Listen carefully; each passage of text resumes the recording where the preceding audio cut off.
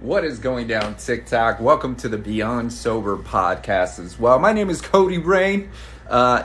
Today is 5 years since the last time I consumed alcohol. It's been.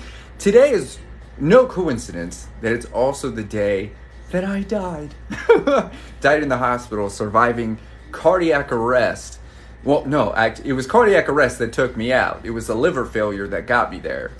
So today, 5 years ago, today was the last time I took a drink of alcohol. Totally crazy. When you think about it, like it's SoCal Killer in the building. What's up, girl? So good to see you.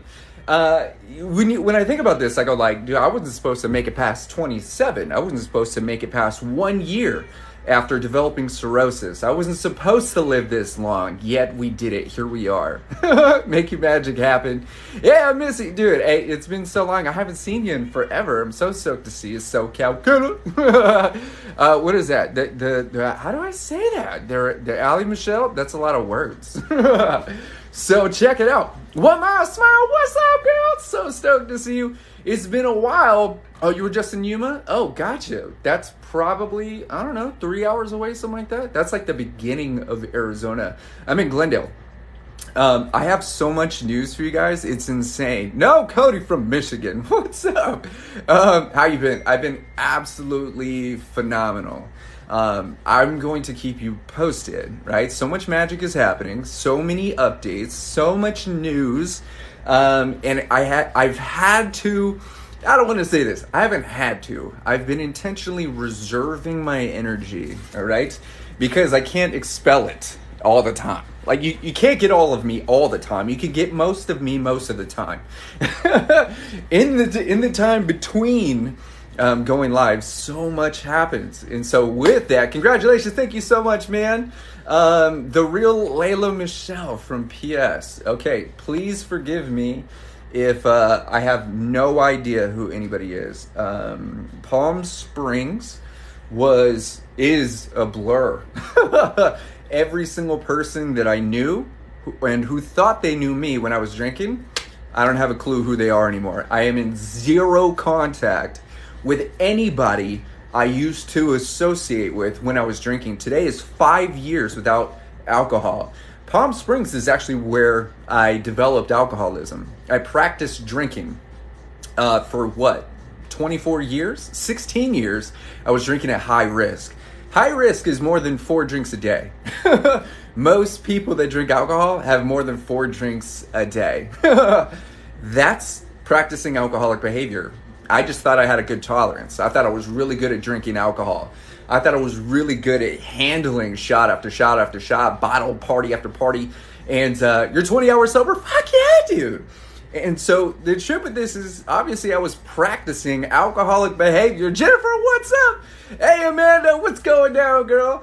I was practicing alcoholic behavior for 16 years. Actually, it was 14 years. And then it was the last 2.5 years where I was an actual high-functioning alcoholic. And the trippy part about that is most of the people, how am I? I'm absolutely phenomenal. Today's 5 years sober. I'm not sober. So I gotta say this. I'm not sober. I don't identify as sober. Sober means I have a problem with alcohol. I don't drink alcohol. I don't want alcohol. I don't hate alcohol. Y'all can drink. Drink responsibly. Drink differently. Think differently. Drink differently. I simply show up to bring awareness to the possibilities, the inevitabilities of hurting yourself while trying to save your own life from an unhealthy place. So I say this as going, most of the people that remember me don't know me, never knew me, and will never know me. And it's sad to say that because there's not a single person that used to know me, that used to drink with me, that used to associate with me, that has a clue with who I am. They knew the version of me that was struggling, that was insecure, that was dying, that was literally killing himself, that was over emotional, unseen, underregulated, underappreciated, completely treacherous and dangerous to himself and the people around them. Almost 7 years. Hell yeah, dude, that's amazing. And the trippy part about that, I'm winning. Hell yeah, you're winning. the trippy part about that is the only way, thank you, Trina, I appreciate you so much.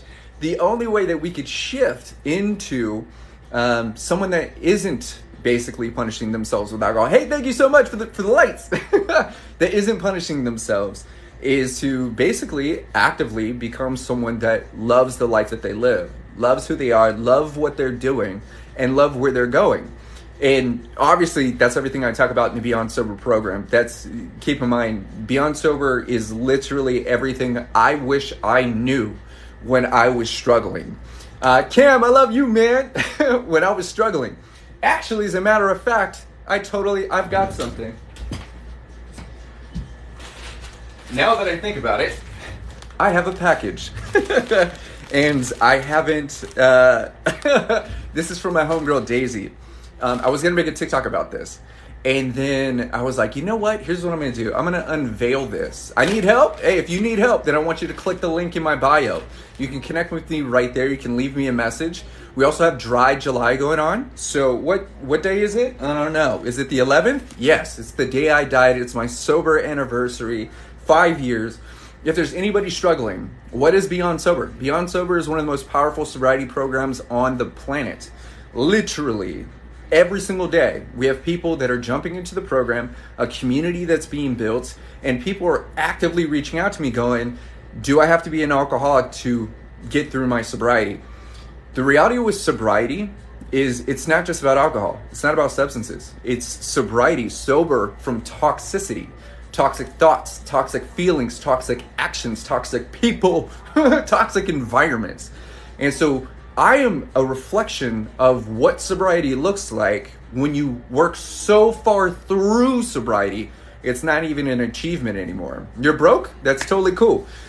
Coolest part about that is if you want to jump into the program and you are financially struggling, then I want you to go to the main page. You can click the link in my bio, scroll to the bottom and click on sponsorship. It usually takes between 3 or 4 hours for us to look at your information and then grant you a spot in the program. Or if you don't even want to do that, you can go to the beyondsoberprogram.com. You can just listen to episode 1. Brianne Mass, my baby in the building. What's up, girl? I'm so stoked to see you. You guys, you see Brianne right here giving me so much love. The love of my heart just dropped. Huh, I knew. How did I know? I'm like, this isn't my anxiety. Whose is this? I knew it. I knew it. What's up, babe? I'm so stoked to see you. If you haven't followed Brianne Mass 2.0, that is my other half. That is the most incredible person I've ever deserved. What you're seeing here is a reflection of all of my personal growth since death. So it took me roughly 4 years to become someone that's worthy and brings value to someone like Brianne and many, many, many other people. It's all personal growth. It's all expansion. It's all exception and understanding, curiosity, and giving yourself permission to feel. That's what we're all afraid to do. We don't want to feel. I don't want to feel bad. You're supposed to. I only want to feel good. Shut the front door. We're supposed to feel bad. We're supposed to be upset. We're supposed to figure out what we don't like. We're supposed to figure out what we don't want. And as a reflection of, oh shit, thank you. As a reflection of what I actually wanted, even when I was drinking, when I was taking 30 shots a day, when I was having drinks before bed, drinks when I woke up, when I was a white Goodman. I'm not sure who that is. Most people think I'm Pauly Shore. Any recommendations for spouses of alcoholics? Yes, we will get to that very shortly. The truth with this is the version that I believed I was underneath the alcohol, right? That's the trip. There's a version of us that's covered in the poison. Those that struggle with alcoholism or struggle with just drinking less are actively seeking a version of themselves they feel is just not accessible unless they're drinking. That's trippy when you really think about it. I prefer the version of me that's sick. I prefer the version of me that can't feel much. I prefer the version of me that's incapable of creating joy. I prefer the version of me that can just act out without, we'll say, contemplation. that can just exist without getting involved in other people's minds and worrying about what other people think. I prefer the version of me without anxiety, which is what most people drink for. They drink because of the anxiety. They drink because of depression. They drink because of society. They drink for unlimited reasons. And the trippiest part about this is the same things that I used to drink for is the same thing I drink water for. It's the same reason I get rest for. It's the same reason I go to the gym. It's the same reason I eat healthy food, because I'm actively attempting to improve my quality of life. Right? So many of us, we just go like, I don't want to feel the feeling, I just want the answer, which means we don't want to put in the work. Anything you're ever going to appreciate, miss you, anything you're ever going to appreciate, respect, and generate value for is something that you've put energy into, something that you've worked for, something that you struggled to gain. We think so much that if we struggle hard enough, will achieve the reward we're struggling for. So if I hurt myself, if I self-sabotage, if I destroy my life, eventually it will just, I'll have nothing. And what will be left will just be happy. We'll just be, beautiful. So we accept all of these pains. We accept so much of this anguish, thinking that the love we have for ourselves is a reflection of how much pain we're willing to deal with. Acceptance. We look at this and go, I'm willing to literally struggle daily. I'm ready. I am capable of literally handling an immense amount of physical and emotional pain. And that's how much I love me. That's how much I care about me, is I'm willing to literally hurt myself. No one else is going to hurt me better than I am, right? I might as well do it myself, right? Because I'm the best at it. And then we latch on to that, thinking that we deserve to be punished because we're good at punishing ourselves, thinking that the answer unlocks. You can't beat success into yourself. Physically, emotionally, financially, spiritually, whatever it is. And the sad part about all of that is we're all conditioned to go, you know what, if you work harder, if you struggle longer, you're deserving of more. If you put in all the extra hours and you literally get no sleep and you feel like shit all the time, you overexhaust yourself and you find yourself in these really delicate situations, you're wrapped up in a relationship, you're struggling at work, all of these things. We think that if we work harder, we get more. It's completely untrue. If working hard changed anything, we'd all be rich. Tell me that you haven't worked your literal ass off. My lady's flirting with me. You guys can't see it. Tell me you haven't worked your literal ass off to the point of tears. Tears. How many tears have you shed and you're still in the same place? You still feel the same way. There's no change. This is why working harder, stressing ourselves out, is completely irrelevant. A lot, catfish. A lot. You know how many tears I shed happy? I still cry. Every day. Every day I'm shedding tears.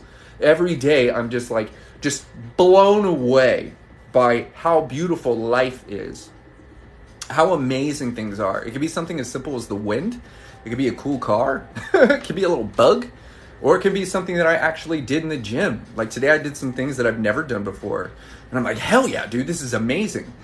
The difference is the tired that I am, the exhausted that I am, the pain that I'm in is a reflection of my success, not my struggle. Not the pain that I'm deserving of. This pain that I feel is a reflection of my progress. I'm in just as much pain now as I was when I was drinking. I could just feel it now. Now it's a guiding force. Now it is something that I could use to actually improve my quality of life. Struggle forward, struggle deeper, struggle with intent, struggle with purpose, instead of struggling for the sake of struggling, in the hopes that something will magically arrive. It's not stoking the fire. It's a different type of burn, if that makes sense. I cried to see how far I came. Good tears. Dude, isn't that just magical? 5 years. Thank you so much. I sincerely appreciate you. So this brings, keep in mind, this is considered celebrating my success. The thing is that I'm only here celebrating for you. I don't sit here and go like, I can't believe I made it. I knew I was going to make it years ago. Sobriety isn't something that I struggle with. Sobriety isn't something that, Ann Smith, what's up, girl? Sobriety isn't something that I'm proud of. You know, I used to be. Like in the beginning stages of like, oh my God, I'm doing it. I'm doing a Busy Ferris in the building. Oh my God, X amount of days, 20 days, 30 days. Oh my God, 100 days, 200 days, a year. I stopped counting at a year because there was no more sober that I could gain. There was no more sober that I could gain after like a few days. Granted, my conditions were absolutely, I died. Most people aren't going to come back from that. Most people aren't going to need to struggle for 18 months just to be able to drive a car again or paint a picture again or go into the gym again or flip upside down or do anything or walk straight. Most people are going to have a couple rough days of feeling like shit, which is no different than like having COVID or anything like that.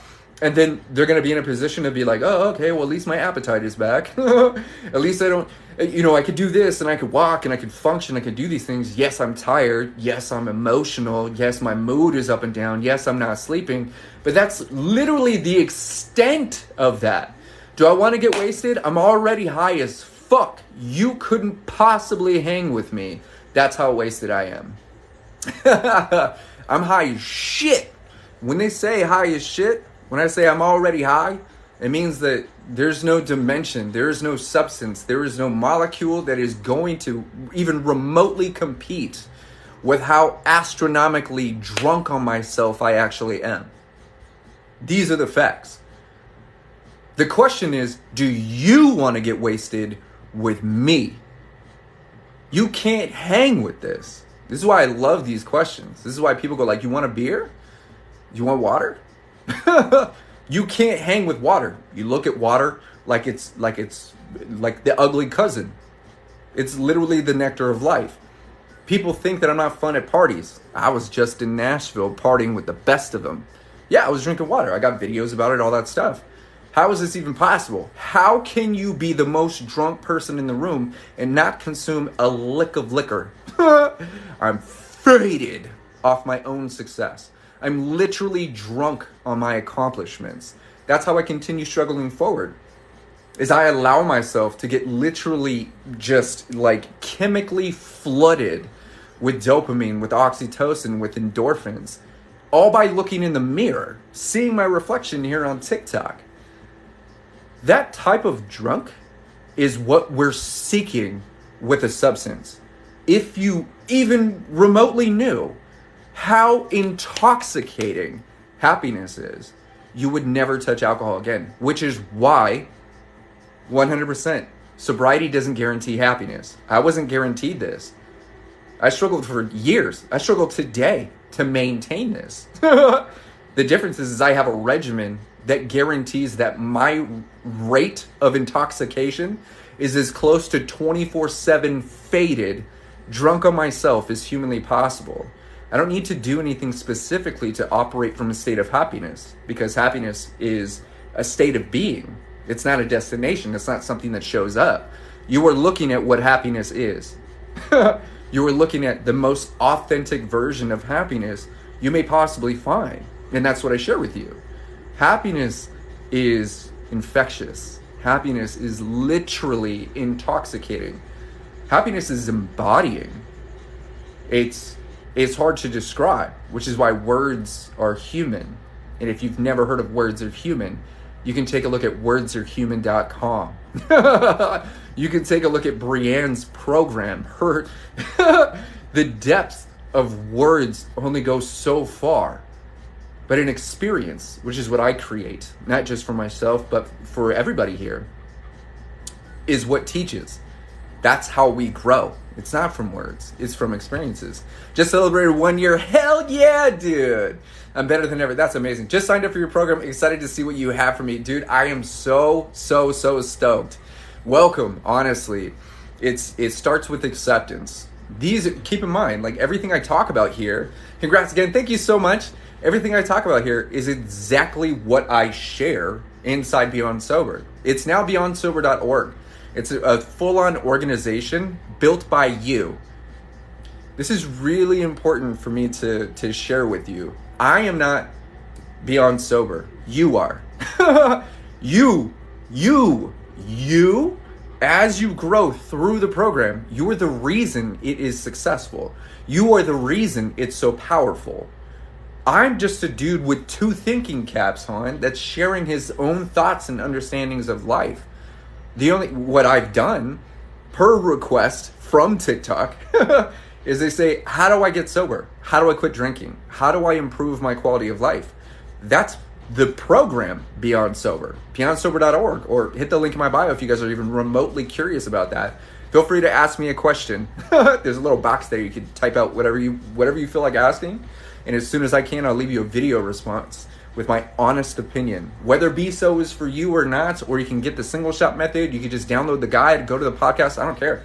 But I will give you an honest answer with that. Kissler, what's up, girl? So stoked to see you. 2 hats, how fun. Usually I'd wear 3, right, with the hood.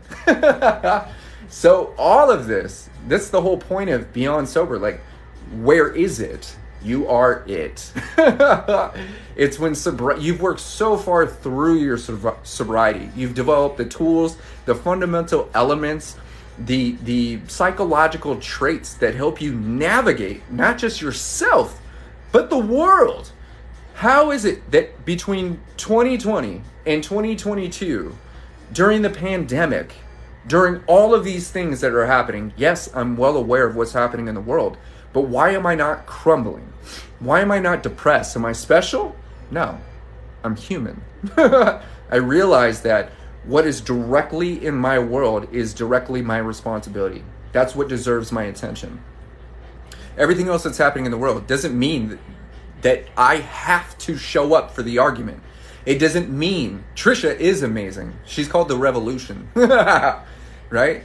It doesn't mean that I have to show up to every protest. I have to show up to every argument. It doesn't mean that I have to literally exhaust myself by caring. I can give a shit without caring. I could care without giving a shit. I have many fucks to give. Do I want to give it over there? No. Do I care? Yes. Once we start understanding the difference between giving a real fuck and having care for something, we learn to literally adjust our energy, right? I'm sharing it with you here. I'm not giving it away. We're all experiencing this by choice. That's the amazing thing. Miss your content. I've been putting in some work, dudes. Okay, check this out, just because I see this. This is from Daisy, right? Hopefully she shows up. I didn't send a text message. I didn't let her know. Maybe she swings through. She sent me a shirt, okay? And I think this shirt is absolutely perfect for, I'm going to have to send a link. I'm going to have to put a video out. Damn, did I just rip through it? It's dazed and, god damn it. I ripped through the actual name. Anyway, we'll figure it out. It's dazed in something. So check this out. This is, I'm going to put this shirt on, all right? So look, you guys didn't know this, but I have a ton of hair, man. Look at all this. Awkward ponytail. So I'm going to put this shirt on because it is a reflection of my growth, okay? I didn't used to look like this. If I looked like this, if I was as successful as I was, or if I was successful as I am now, back then, we wouldn't be having this conversation. So I'm going to put this shirt on for you guys because it is such a tiny, tiny message. So simple, yet so goddamn powerful. All right? Check this out. This shirt says, "You are the person you needed when you were younger." Every single version of you is a version of you when you were younger. Every picture of you is a picture of you when you were younger. The absolute definition, the absolute clarity behind personal growth is becoming the version of you that you needed when you were younger. That's what that is. When I'm in the gym and I'm looking in the mirror and I'm wearing my ninja gear, when I'm walking down the street and people are literally going, dude, you look awesome. That's amazing. Dude, you were dead once? You died? You were an alcoholic? You were this, you were that, you were that? When I look at not just what I've done, but who I am reflects into everything that I do. When I look in the mirror, I'm excited about what I see. Some people look at that and go like, oh, you're just self-absorbed. You're not? All you think about is you. That's it. You do everything because of how selfish you are. Now, we think selfish is a problem. It's not. The greatest act of selflessness, thinking about others, is being selfish. You have to take care of you, otherwise you can't be there for others. So when I look in the mirror, I think you are the person you needed when you were younger. If I showed up when I was sick, I would have reconsidered my actions. If this version of me walked up to me at a bar and said, Kohdi, dude, I love you, man. Your music is great. Your music is beautiful. I love dancing to this shit. But every time I see you, you're taking a shot, man. You are literally poisoning your body. I don't even think you're going to remember this conversation, bro.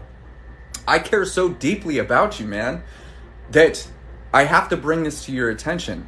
I want to help you get control of your existence. I want to help you love music without alcohol. I want you to love yourself without alcohol. I want you to love the people around you without having to take 4, 5, 6 shots. I want you to stop the fucking shaking, bro. I want you to literally start focusing on your machine. I want you to love life. This music, what you're doing, isn't who you are. It's just something you used to love that turned into a job. You've lost yourself, man. And I am here to help you every single fucking step of the way to help you become me. Become someone that needs absolutely nothing other than themselves. That doesn't even need the mirror. That can sit in silence for hours. That doesn't need validation from anyone. That wants to be with themselves. That is incredibly expansive. That wants to support other people. That feels unfucking stoppable. I'm here to help you do that, bro. And more importantly, I know exactly what you need to do to become this version.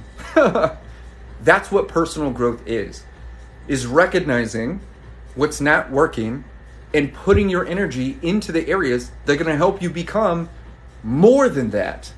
More than the person that needs a program. I don't ever want to fucking see you again, excuse my language, because I'm a master coach.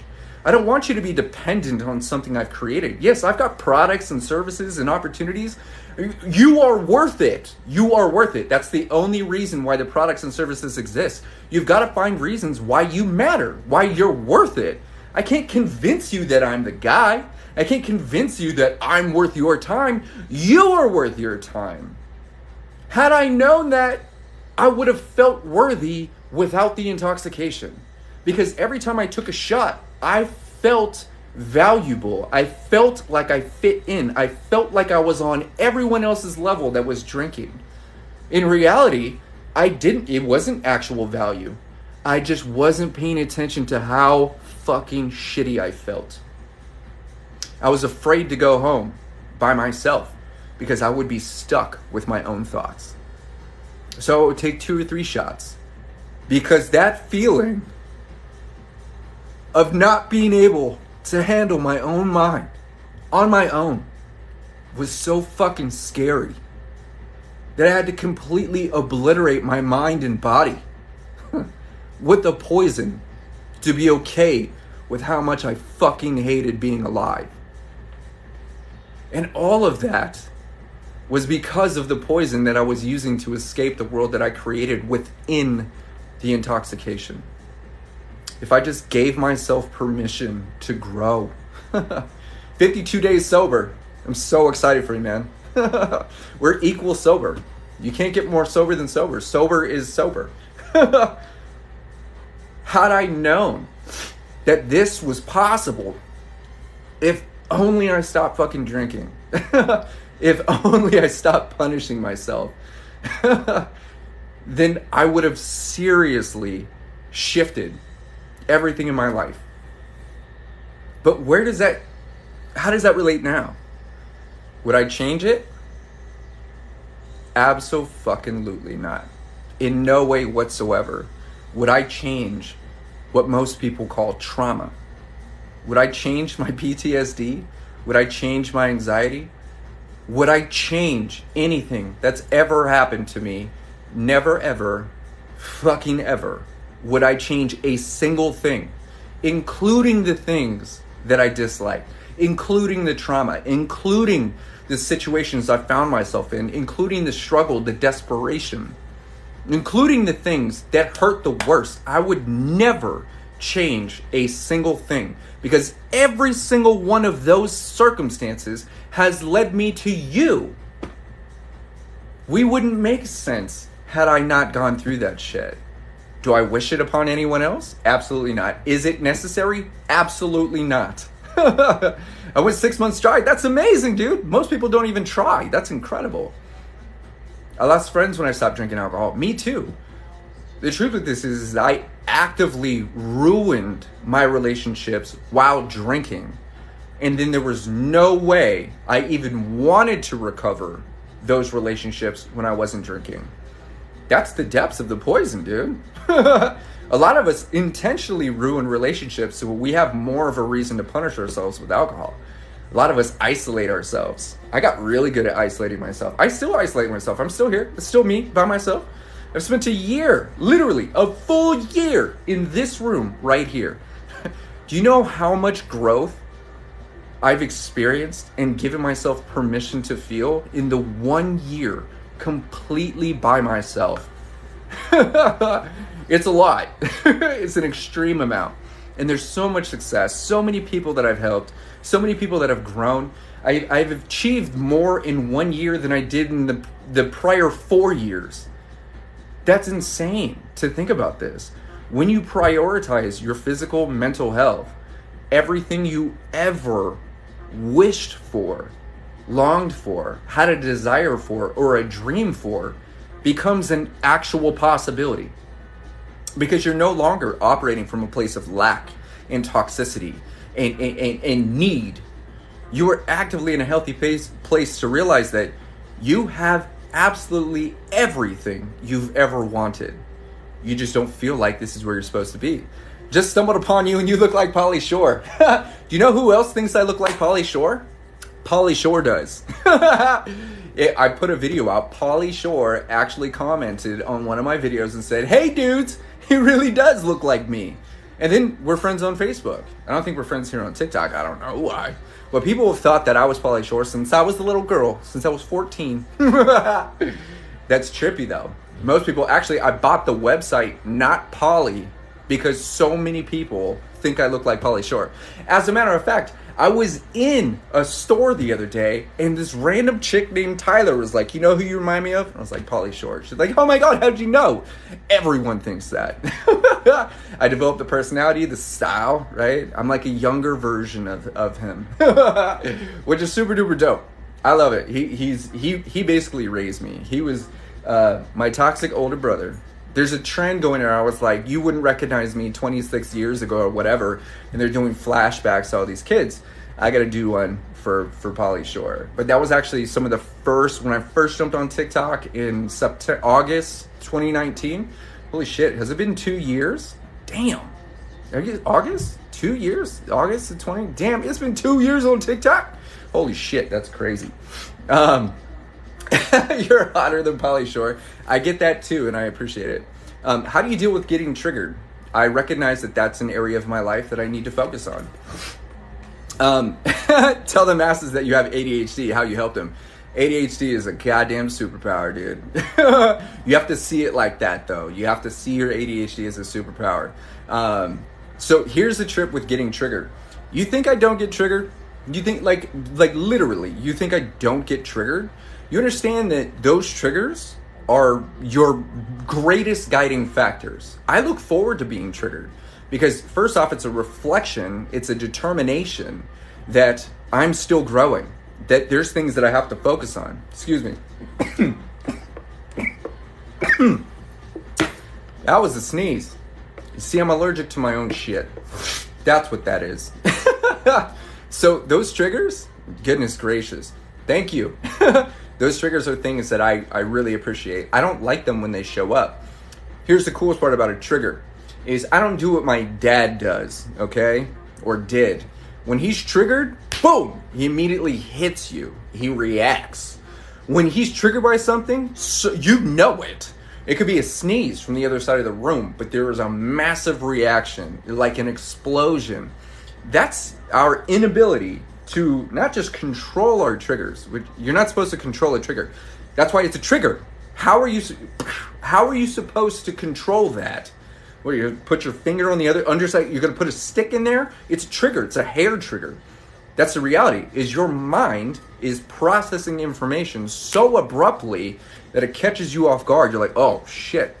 Sometimes the trigger is very slow, and this is where we're able to actively step into that trigger process and feel it growing. Then we go, wait, hang on. I need to step back. Hold up. I'm going to flip out if I don't give myself 7 seconds. That's how long it takes to process. 7 seconds. If you can count to 5, you're good. An extra 2, you're rocking it. The point is that, for instance, Brianne and I, we're triggered and we trigger each other every single day. And some people that don't understand or haven't practiced personal growth think that if your partner's triggering you, there's a problem. That's the sign of a healthy relationship. I know that sounds weird, but we're supposed to trigger each other. Do you know why? Because we're supposed to talk about that and use that as a dimension of comprehension. We're meant to go like, hold up, 1 second. Wait, I'm trying to listen. I'm really trying to hear you right now. My mind and body are having a full-on reaction. Something was triggered. The reality with that is we're not going, you triggered me. What? I didn't trigger you. I was just saying words. Whatever was happening in your brain, it got triggered and you were feeling the reaction of that. But this is where you come in control. You are being honest. Even if you don't understand what that trigger is, you're going like, oh, hold up, my anxiety is spiking right now. Meetup date, you two really like each other. Oh, dude, absolutely. Thank you.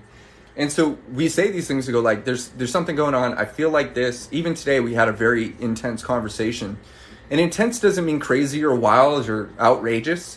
It just means that the context of what we're talking about, which I will talk about later, is pretty important. Because her and I both know what it's like to bring something of importance to the table and then be immediately shut down and immediately just belittled and immediately just disregarded and like just unappreciated, disrespected, all because we care about something, even for reasons that we may or may not understand. The point is that those triggers are important. So we have to like give ourselves permission to feel them and go like, damn, that triggered the shit out of me. I don't know where it came from, but I feel safe enough to allow myself to feel it, which is the point. That's what a trigger is, just a feeling. But then more importantly, we want to talk about it. So that's why I like Beyond Sober. If we're triggered or we're struggling, there's an entire community of thousands of people that we could share our triggers with. And then there's all these people that go like, oh, dude, I was triggered too. Try this, do this, do this. That's the beautiful part about Beyond Sober. It's in order to become Beyond Sober, you have to give yourself permission to feel. The reason we drink is because of a feeling. The reason we don't want to drink is also because of a feeling. I love the accountability. Hang on. Do you believe people have to go to rehab to get sober, experience sobriety? Absolutely not. Hang on. Rage green eyes. No. Here's the thing. There's more people in today's society that I'll show you my inbox. Someone that says, I already went to rehab. I already went to detox. I already went to AA. None of that shit works, but I want to do it on my own. 2 amazing people today said, dude, is Beyond Sober just for alcohol? No, it's not. The reason it exists is because when I went viral like 4 times, everyone's like, how do I quit? How do I stop? What do I do? I never intended on creating a sobriety program. TikTok asked for it, so I created it. But the reality is it doesn't really have anything to do with alcohol. It has to do with who you are, not what your problems are. So I never had to do it alone. Here's the trip. Everything we do is on our own. I'm on my own right now. We're sharing an experience together, but I'm on my own. It's just me. I'm the one having my own experience. My own experience. We're always on our own. But how do we want to experience? We can experience this on our own and share it with other people. That helps us feel not alone. Success is just a lonely journey as sobriety. Listen to what I'm saying. Lonely is lonely. Feeling on your own is feeling on your own. I don't care if you're building a business, you're stuck in an organization, you're in a dysfunctional family, you're struggling with sobriety, it doesn't matter. You're gonna feel lonely. That's the same lonely as if you were building an empire. You're trying to start the new Amazon. Dude, it's a lonely journey. Most people don't see your vision. Most people don't even know how to respond to you because you're so passionate about your success. So you're stuck going like, why doesn't anyone see my vision? It's because it's your vision. That's the most incredible part about that, is it's your journey, 100%. But you can take that journey with other people. That's what community is. That's what unity is. Why do you think so many people, Sonny, what's up? Why do you think so many people are united right now? Everyone is on their own and everyone feels like it's happening to them. They are the only one in the universe. Yes, we recognize there's people around us, but it's not, but fuck them, it's happening to me. I feel this. So do they. They feel it exactly the same way that you do. This is where we start recognizing how similar we are. I'm wearing two hats and I feel the same thing that you do. Feelings are feelings, and that's because we're human. That's why I designed Be So the way that I did and continue to do so. Because I don't care about your problem, dude. Are you for real? You don't even care about your problem. Most people don't care about their problem. They're just conflicted by it. I care about who you are. If I can help you, which is what I do every single day, evolve into someone that doesn't have a problem and is not likely to use a substance or go back down the toxic roads, then you're developing into a human capable of handling fucking anything. Anything. That's the issue with AA. I'm not hating on AA, but you're the same person when you leave that room. I've never heard of anybody ever, never heard of anybody ever that when I went to AA came out a changed person. What? You went into a room full of people struggling the exact same way that you are. You related to them and their anger and despair and trauma and violence and just desperation. You related to them so hardcore and so deeply that it literally changed you as a person. Absolutely not. You know why? Because this full circles back to what I was saying. You can't punish, shame, or guilt yourself into loving you. If being hard on yourself worked, it would have worked already. If shame was the answer, you would be cured. You would have a cure. You'd be like, just shame you until you love yourself. It's what I did. No, you still hate on you, just in a different way. We're shamed for loving ourselves. Sleep, please. Are you struggling with sleep, bro? You gotta drink water, set a bedtime, practice going to bed, take a nap, drain your body, right? You gotta go to the gym or something. You gotta stress yourself out. You gotta stay off of TikTok. And you make no sense. I'm not supposed to make sense to everybody because I'm not for everyone. And here's the coolest part. How you feel about this information is a reflection of your cognitive abilities. The information isn't different. The information isn't not factual. It's not fiction because you don't understand it. That's your fault why you don't understand it. That the world that you live in convolutes the data, the same data we're all paying attention to, into such a way that it feels like you're the only one that doesn't get it. Therefore, in your world, I'm speaking nonsense. That's interesting. That's how it works. Once you give yourself permission to expand upon your knowledge, you give yourself the opportunity to understand what I'm saying. You could only understand me to the depths that you understand yourself. So if you don't understand me, you barely understand you. Or you're so thick in thought, you don't allow new concepts in. That's called a fixed loop mindset. Constant bias. I can't. So you find reasons why you're the only person on the planet that can't. Every single person on the planet was convinced they couldn't do it. They couldn't get sober. They couldn't quit the sauce. They couldn't leave the person. They couldn't break up. They couldn't achieve the success. They would never be qualified for that car. They would never, ever, ever, fucking ever, never, fucking ever, never. They are the one that cannot do it. And then they did it. That's the human part about all of this, is we all think and feel the same. You're not special. You're human. This is where we accept this information and go like, shit, you know what? I'm a bad motherfucker, but I am human. Sometimes we only use that human shit when something's not working for us. What if it's working for you? What if things are working out for you? Do you ever chalk it up to the fact that you're human and that's why it's working? Of course it's working. I'm human. Of course I'm growing. I'm human. Of course I'm successful. I'm human. We only use that term when we're talking about what's not working and attempting to give ourselves an escape. When we're attempting to remove the accountability. Well, I'm only human. Right. If you're only human feeling like a failure, you're also only a human achieving success. That's the truth.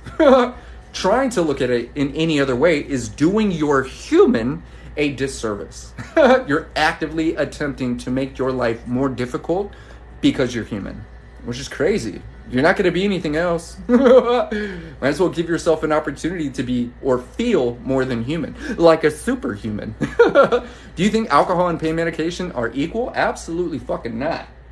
Excuse my language. That was a good one. Pain medication? You got to remember this. Like, it depends on what medications, but a medication is meant to solve symptoms. Not solve, my bad. Is meant to numb pain. A numbing agent is not a long-term solution.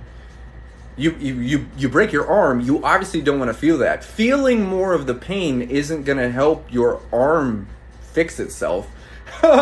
It's going to help you get to the hospital. It's going to help you not injure it. That's what a numbing agent is. It's meant to literally remove the density of pain for a medical purpose. Just because you can't feel something doesn't mean it doesn't hurt. That's why, like, think about this. When you're not in pain, where is it? Abusing is where addiction begins. When you're not in pain, where is the pain? Is it over there? Did you put it somewhere? Are you ignoring it? Does it not exist unless you're giving it attention? Where is the pain? How do you combat your ego? This is really good. I love that question. First off, I got to commend you for bringing up the concept of ego. Okay? Ego is the one that wants to hang on. Ego is the one that's combative. Ego is the one that goes, no. Your higher self, the better version of you, goes, yes. It's from that place of acceptance. Your ego wants to stick to what's familiar. Your ego wants to find reasons why you must continue doing the same things. Why anything outside of what you're familiar with is the wrong thing. It's the wrong thing. Your ego is going to make life more difficult. It's a belief system. Your ego is always there. Your ego is the one that's talking shit. Your ego is the one that's talking shit, not just about you, but about me too. About everybody. Everyone else is the problem, not me. Everybody else. My mom's the problem. My dad's the problem. Society is the problem. You're the fucking problem. You are your problem. You're not the problem, but you are your problem. As soon as you realize that that's not who you are, that's just who you're acting as, then you can give yourself your ego permission to take a step back. But your ego, listen to this. Listen to this. Your ego is what keeps you safe. Nicole the Groomer, girl, I owe you work. Please follow Nicole. God damn it. I can't believe it. I have so much stuff, dude. You hang out here, you understand why my time has been taken up. So check this out. Your ego is only attempting to keep you safe. I'm not in a rush. I love it. I sincerely appreciate you. Brand Mass in the building. Your ego is only attempting to keep you safe. It's that what if. It's like the no. It's the second guessing. It's the finding reasons. Now, applying logic isn't the same as your ego getting the best of you. Your ego is going to lead you down a very similar path. It's going to prevent you. Congrats. Thank you so much. It's going to prevent you from doing new things. It's going to go like, there's no way that I could ever wear two hats. That's your ego. You look stupid. Do I have my ego in check or do I just not care? Is it the same thing? I don't know. But the thing with this is your ego is literally there as a guiding force. And sometimes, like, even Brianne and I, we'll sit here and be like, I think my ego is getting the best of me. Brianne's used that recently. She's like, I know it's just my ego. Yeah. Women have egos too. Massive egos. There's no difference between male and female in that aspect because we're human. But how we utilize that, whether we're going to use our ego as a form of strength, or we're going to use that ego as a form of despair and safety. I'll say this. I'm gonna talk about my ego. My ego. Okay? My ego is I allow it to shine through these days. Sometimes, and Brianne will catch me in this. She thinks, I also agree. Oh shit, 3 hats. See what I'm saying? 3 thinking caps. Thank you so much. Is that my ego these days I allow it to shine through. And sometimes I'll bring it to the surface to prove a point, to bring awareness to what part of me is actually speaking. There was I don't want to say a confrontation in the gym, but I want to say that there was some very, very shady energy between 2 people in the gym. Now, if you guys know my story, you know that I was bullied most of my life. And I put a TikTok out about it today. It was my ADHD that made me look like the weird guy. So I got beat up every single day. Even my dad thought I was just like, if I wasn't making him look good, he was just beating the shit out of me for being annoying, for being a person. So that's how I got into backflips and gymnastics and breakdancing and skateboarding and biking and all these things. Is my ADHD, the way that I was processing, made me the annoying kid. This is before I was diagnosed. I didn't know. I didn't know that I had ADHD until after my liver failed and the doctors told me. So my point with this is that through my personal growth and through my physical growth, you guys know I'm in the gym every single day.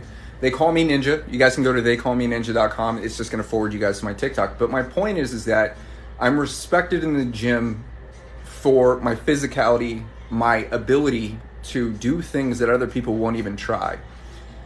There's people that will literally avoid me because of how intimidating I am. Keep in mind, they don't know me. So from a surface level, I'm someone that you don't necessarily want to mess with. That doesn't make me feel good. My ego is stroked by that though. My ego, my masculine ego, that thing loves that people are somewhat afraid of me. But I don't. I don't at all. I don't like that. Dude, I'm cool. Like, I don't have a problem with you. I don't want you to be afraid of me because I got nothing but love. But deep down, the injured version of me, the scared version of me, the one that keeps me safe, comes to the surface sometimes. And sometimes it shows without me knowing. And it intimidates people to the point of them literally crossing the street. Okay? And avoiding me at all costs. People that I used to be afraid of are now avoiding me. Very interesting. And so there's this level of self-awareness that I have to be like in tune with, where my ego is standing at any given moment. And all of this to say, my homie was in the gym and there was this other guy, bigger dude, that's literally walking around attempting to intimidate people, yet he won't intimidate me. He's intimidating someone bigger than me that's holding these 35-pound weights. And I'm looking at this dude, my homie, and I'm like, what the? Let me go over there. Maybe just my presence alone is enough to get this guy to go away. The interesting part about that is my ego wants to be validated for being someone you don't want to fuck with. I don't even know how to throw a punch.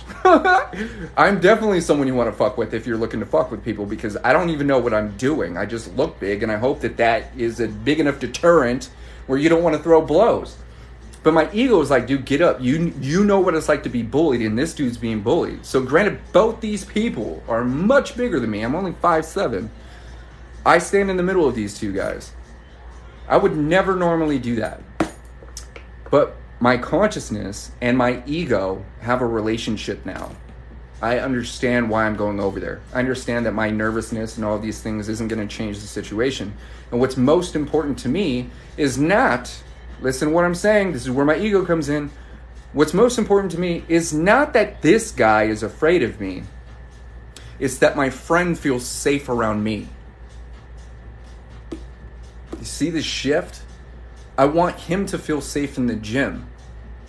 So if me showing up, not to the rescue, but sharing my space and my energy is enough for him to continue his workout without worrying if this mosquito guy is going to come around and continue bugging him and bullying him, getting in his face, saying these weird things that made no sense. Chill out, have a drink, bro. I drink all the time. I drink right now. It's a beautiful thing, right? So because of that, my homie feels safe. I was like, hey, bro, I just want to let you know I see you. I'm over here because I see this guy being a dick. If you need support, I'm here for you. I'm a felon. I'm putting my whole record on the line for this. Not that anything bad would happen, but the point is that my boy knows that I got him. I am the person I needed when I was growing up, when I was younger. This version of me not just stood up, but got in the middle of something that could have gotten crazy. I'm a lover, not a fighter, but I fight for what I love. So if you're making my people uncomfortable, expect my energy. That, me showing up like that, did two things. It was enough to help my friend feel safe. That's the only thing that mattered to me. It had nothing to do, 8 months sober, fuck yeah, dude. Had nothing to do with me feeling strong or tough or capable or anything like that. It had everything to do with my people, someone I care about, someone I talk to every single day, feeling like he's not alone. Because I felt alone a majority of my life. The same alone that I was talking about earlier.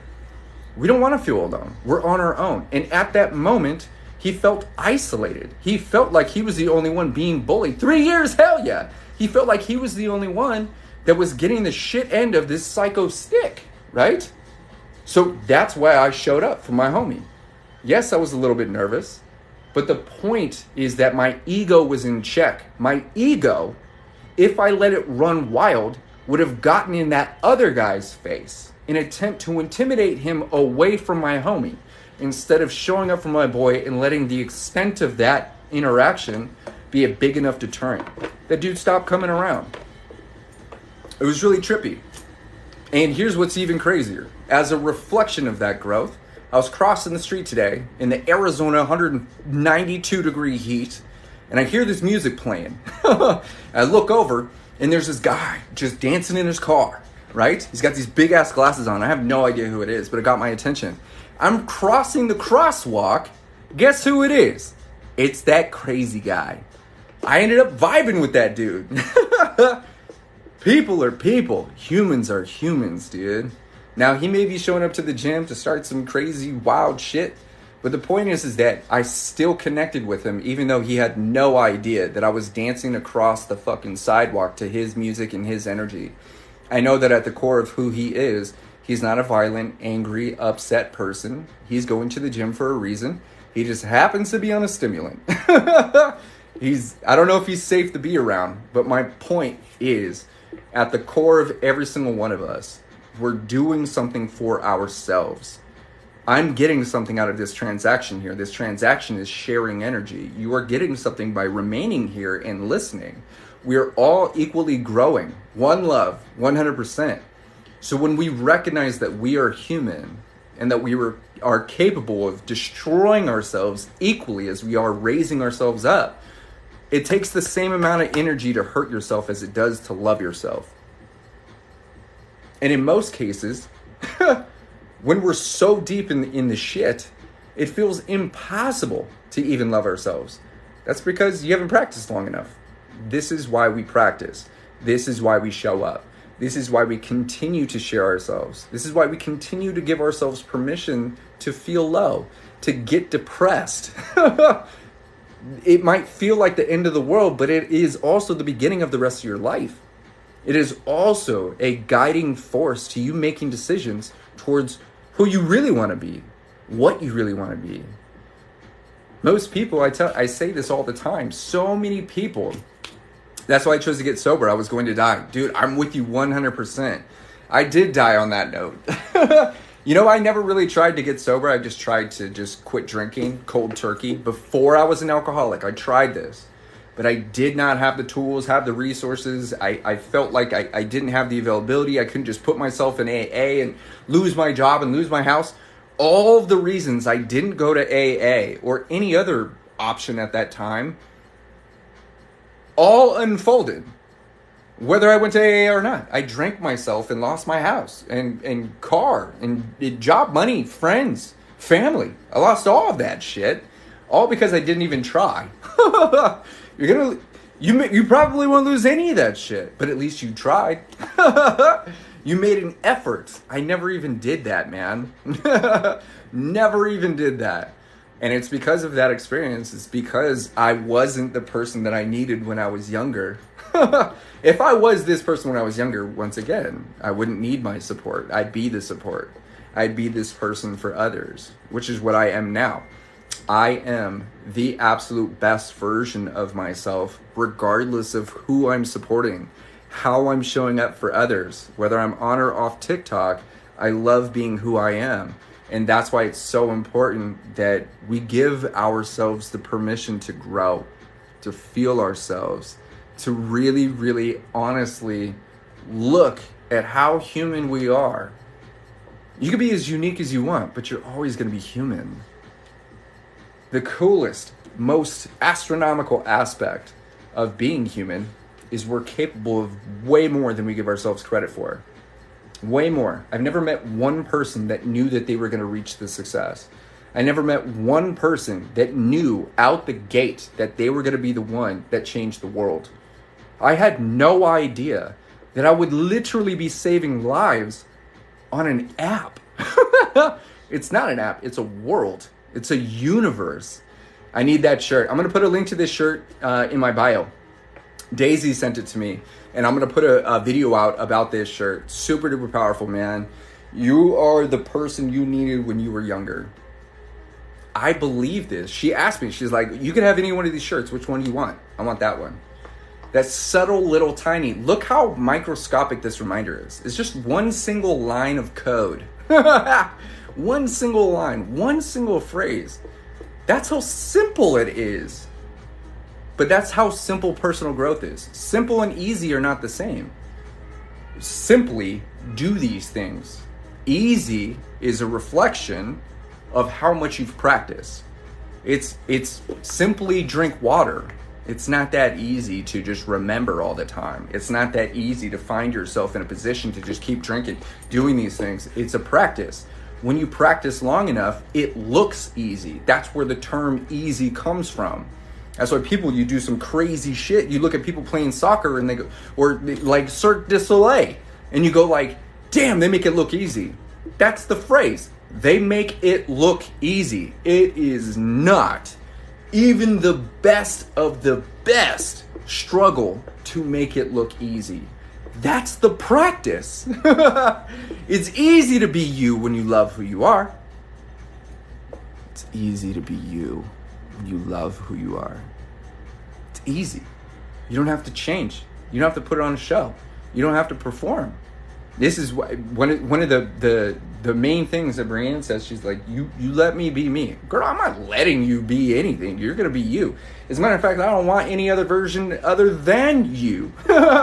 With the hair up, hair down, sideways, all of that stuff. when we give ourselves the opportunity to be who we are, regardless of our circumstances, we give ourselves the permission to see who we actually are. We are not our thoughts. We are not the things that we do.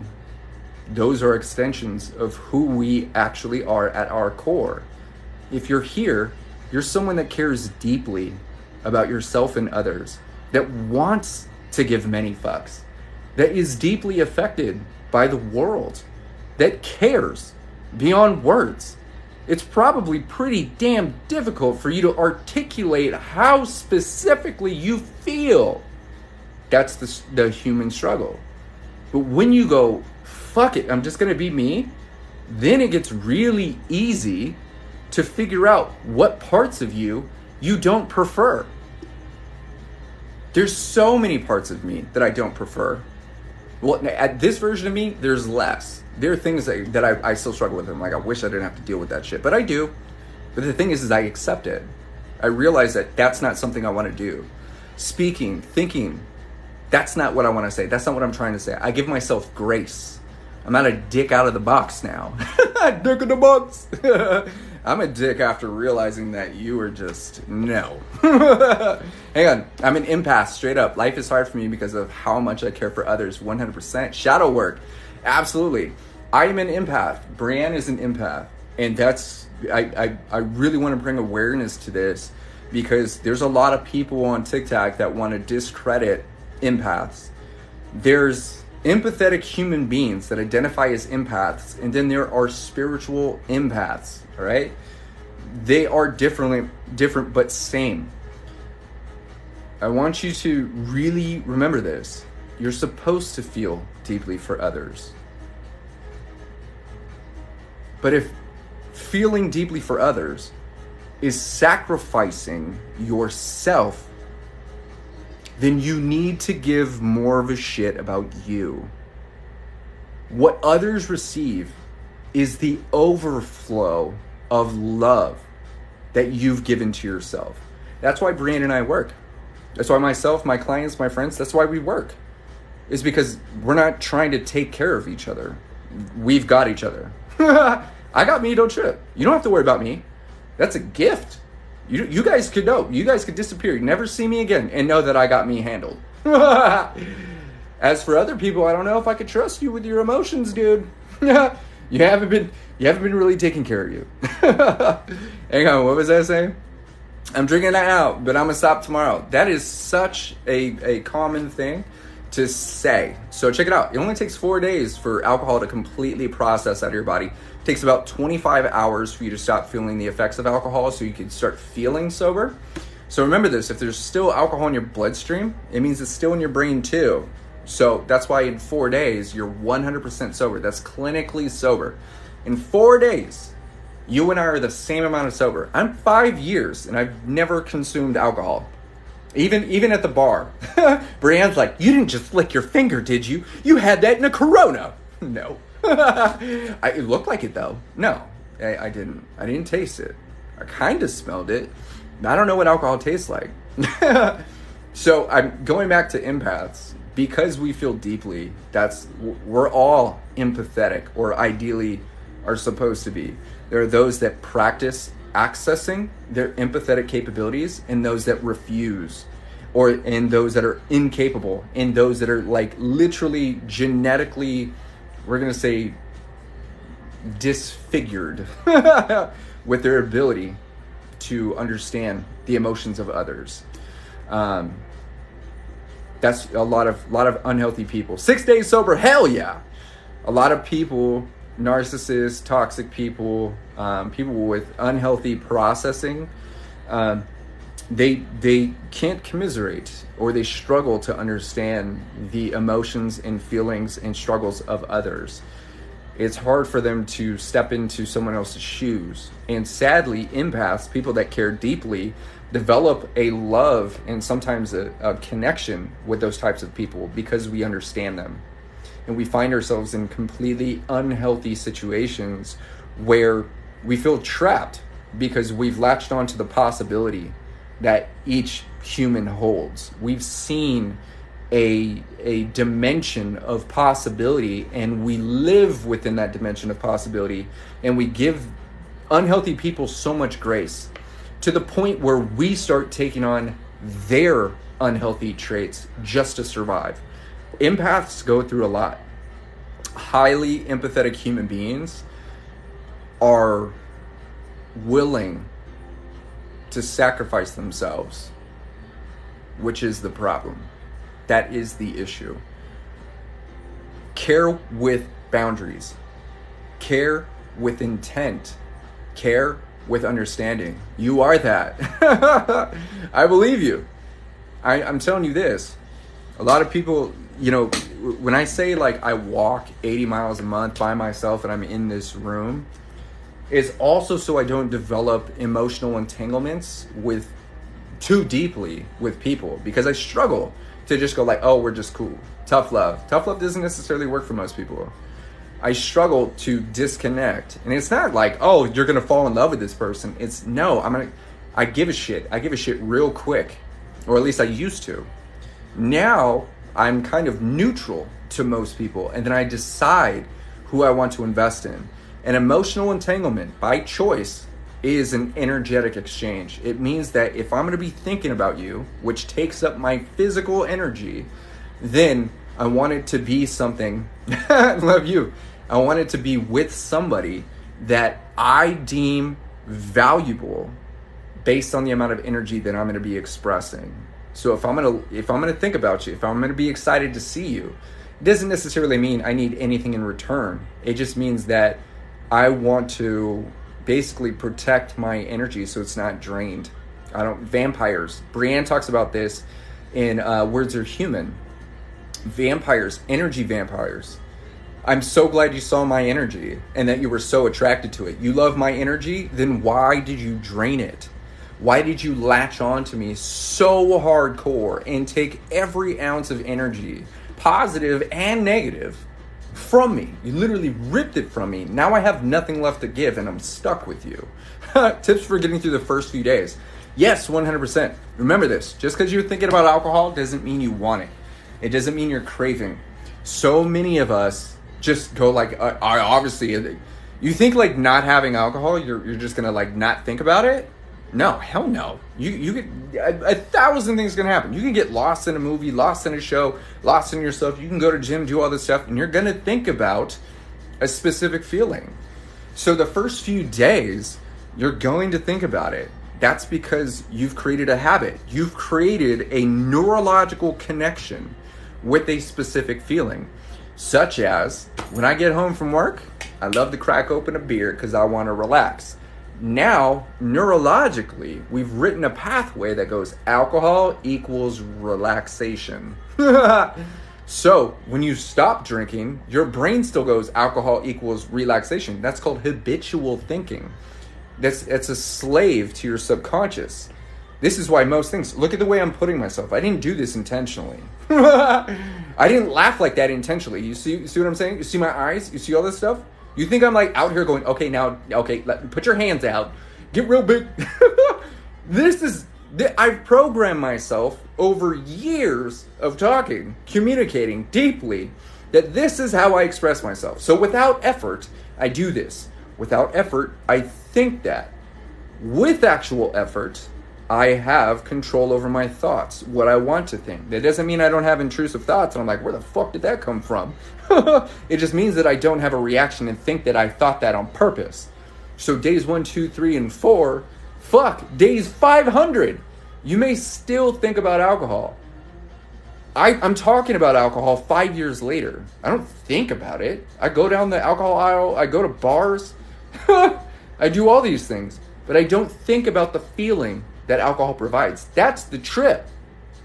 Here's the thing. We don't actually want the alcohol. Our body knows it's poison. And so do you. You know it's bad, but why do we do it? It's because we are seeking a specific feeling. We're either attempting to escape a feeling or acquire a new one. Either way, it's technically the same thing. If I don't feel the feeling because of alcohol, then I feel good. Or if I do feel good with alcohol, I also feel good. That's the association. just because you have escaped or are now ignoring an emotion that you actually feel doesn't mean you feel good. This is why through sobriety, it's not about saying no to alcohol. God damn it. It's not about saying no to alcohol. It's about saying yes to everything else, man. It's very rare that people who are struggling with alcohol are going to sit here and be like, you know what sounds good while I'm listening to Kohdi? A fucking drink.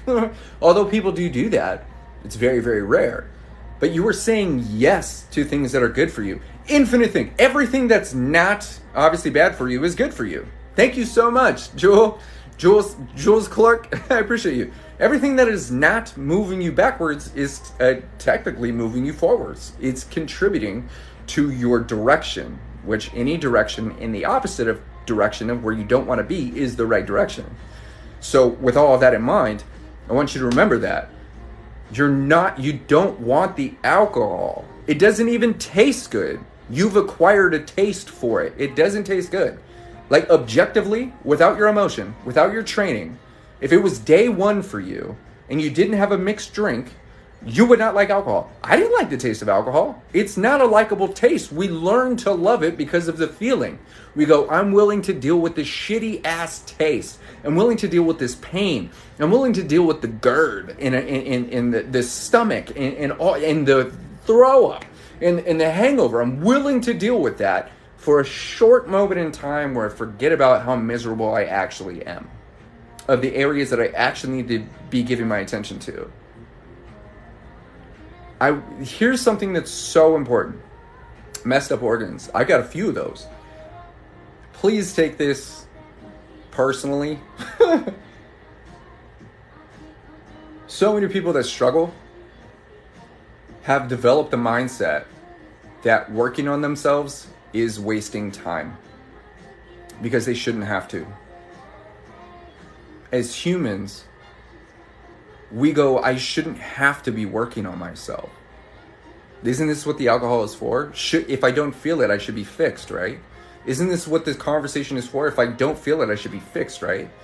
We think, and we've been taught to ignore symptoms, to ignore or suppress emotions and feelings because it's a waste of time. Isn't there something else that you could be doing, like giving all of your time, energy, and resources to people that don't respect you? Aren't you supposed to be catering to all these people that don't give a shit about you? Thank you so much. Aren't you supposed to be injecting all of everything that you have into things that are not you? That's what we're taught. Literally. Stop. You're so involved with yourself. Every time I see you, you're in the gym, and then we hate on people who are actually taking care of themselves. And the truth is that's an unhealthy outlook because people who are taking care of themselves aren't spending any fucking time on you. Damn, that fucking hurts. So you feel ignored. But the truth with this is that if you're not taking care of you, then we're forced to worry. We have to look out for you. Motherfucker, I don't want to have to worry about you. I don't have to look out for you. I don't have to continue doing these things. The truth, we want to work on us. Why do you think there's Jamie Ryder's in the building? Holy shitha.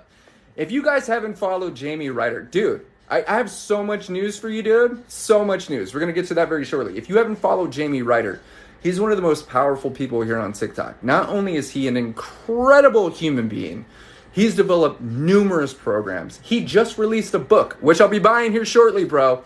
Just released a book all about narcissism. I was actually featured in that. We've worked together, man. It is such a blast.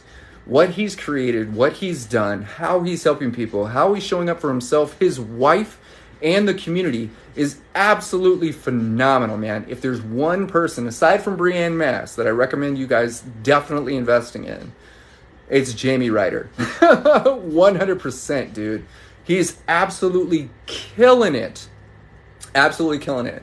If you guys want any resources, you want to understand alcoholism, narcissism, understand yourself, the dimension of personal growth and toxicity, you want to get your hands on his guides. They are seriously insane. He's got numerous programs. He's even got free platforms for you guys to jump into. Yes, he works with people one-on-one, but the point is that a majority of the work that he does is simply to add value to the community. Thank you, Asandro, is simply to literally help people grow from the inside out. And that's the only way to do it. As a matter of fact, even my personal physical growth had to start from the inside out. I had to find reasons why my body deserved my attention. Why my machine, the thing that was with me while I died. Jamie, if you're still here, bro, today's 5 years, man. I died this day 5 years ago. 5 years ago, on this day, I was throwing up blood. I had 2 shots of vodka in the morning, went to sleep in the mid-afternoon, woke up sick and started vomiting blood into the sink. It looked like a murder scene. That's when I ended up in the ambulance. That's when I made it into the first hospital. That's where I went immediately into surgery for esophageal varices, where they sewed up my throat. That's when the stress of that's when we realized, that's when we figured out that I was dying. I had to throw up blood first before I looked at my yellow skin and went, there was something wrong. And immediately after throwing up blood, you know what my first thought was? I'm ready for a shot. It's because I didn't feel sick anymore. I had programmed myself over years of alcoholism that if you feel sick, you drink alcohol because it numbs the pain. If you don't care, it doesn't matter. This is the depths of alcoholism. This is why I continue to show and grow with you. It is my very first thought after vomiting a sink full of blood that was coagulated, by the way, was I'm ready for a shot. Because that feeling of goodness, of, oh, I feel so much better, celebrate with a drink, was so deeply programmed in my mind that this is why people continue drinking. They stop drinking. Hi, can you hear me? Yes. When they stop drinking, they stop poisoning themselves. And then as soon as they start to feel good, they celebrate with alcohol, thinking they don't have a problem anymore. Thinking that because you feel good, you're fixed. That's not how the poison works. That is the narcissistic trait of alcohol. You feel good? Let me give you a reason to depend on me. We'll celebrate. Hell, I'm there at your worst and your best. So the trip with all of this, right? Alcohol being a poison, a manipulation agent, is my first thought after throwing up blood before I realized I was dying was, I'm ready for a shot. Because it had been several hours since my last shot. Vodka. That's the one that got me. It's usually the one that gets most people. So that's when I ended up, the surgery was so intense that I ended up in ICU and died. I died while surviving what most people don't survive. Liver failure. My organ is failing. The one organ I need. It's the filter of your body. Everything goes through your body. Everything goes through your liver. The one organ, well, aside from your heart and a couple other things, but the biggest and one of the most important was failing. The stress of that organ being inflamed to the size of a football, the surgery, the ascites. I looked 9 months pregnant, bright yellow, sick. I was dying. They told me, nurses, come in. This is what death looks like. He's not going to make it. This is after I already died and they brought me back to life. I remember that the whole experience. I've talked about it numerous times. But this is only in hospital 1. I ended up in 4 hospitals. MRIs, the whole deal. They were going to do a liver dialysis. They only do it in 5 places in the world. And I just happened to land near one of them. A bed just happened to open up an hour before they gave me the opportunity. They weren't expecting me to live. They literally already made plans, thank you so much, for what to do with my body when I died. They were like, there's absolutely no way we can guarantee that you survive. But if you're willing to go through an experimental research facility and let us basically attempt to save your life, just sign here. So I signed there. That's when I was tortured for hundreds of hours. I begged for death when I was dying. I would have rather have died than go through the immense amount of pain that I was put under. The demons, the dead bodies, the corpses I was sleeping next to, the hallucinations, the fire in my veins, my swollen abdomen, dude, the the absolute anxiety, the itching, the flames on my skin. I can't even describe. It was so much pain that I can't. There's no words for it. And I've always said this: the pain of me surviving the poison was worse than the pain that I struggled with my entire life, which I used as a reason why I drank. Alcohol is a poison. We can consume it casually and not injure ourselves like I did. The trip with all of that is I didn't know that I was going to become an alcoholic. It didn't run in the family. I knew a couple people that struggled with it. But just because or whatever, there was no guarantee. You're only one drink away from developing a dependency. This is why happy, healthy people get happy, healthy results. Unhealthy people use alcohol to pretend that they're happier than they actually are. That's the shitty fucking truth. And I know it probably stings for a lot of people. I had to deal with that too. I had to realize after surviving that my continued thoughts after I survived was I can no longer use alcohol to ignore the pain, my thoughts, the feelings that was underneath all of the alcohol. Beneath the alcohol was the real fucking pain. The reason you see this here is because I allowed myself to process the trauma, the SA, the beatings, the blood, the disconnect, the violence, the shit that most people won't even talk about. Most people don't survive. People in my same conditions that I used to know are dead now, or addicted, or they're in jail. I've been all of those things, all because I used alcohol to manage my symptoms. Alcohol is a tool to improve your quality of life. If we're not using it to literally add value, improve our quality of life, then we're using it to punish ourselves for being human. There's no amount of punishment. What's up, Horror Queen? There's no amount of punishment that's going to create enough love for you. The amount of love you have for yourself is not the amount of pain you're willing to endure. The amount of love that you have for yourself is not the amount of pain you're willing to endure.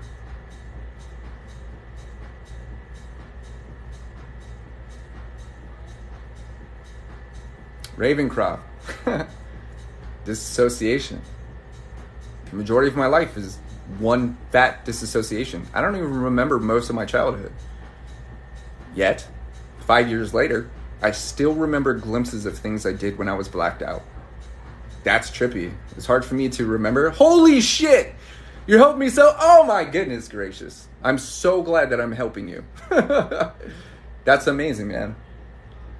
Truth is the deepest core of who I was someone that just wanted to be seen. Someone that wanted to be recognized. Someone that wanted to be noticed as a human. Not as an individual. Not even as Kohdi. Just as a person. So much of our society is dehumanizing. Why do you think society is in such an uproar? Because we don't feel like we're respected as human beings. Our human, listen to what I'm saying, human rights are in jeopardy, have been removed. It's not like your rights, you don't own rights. But as a human, they are yours. You don't own your life, you are life. That's why if you owned your life, we could just trade. You don't own that shit. You don't even own your money. It's just your turn to spend it. You don't own anything. But you can take responsibility for who you are. This is why I will own up to everything that I've done.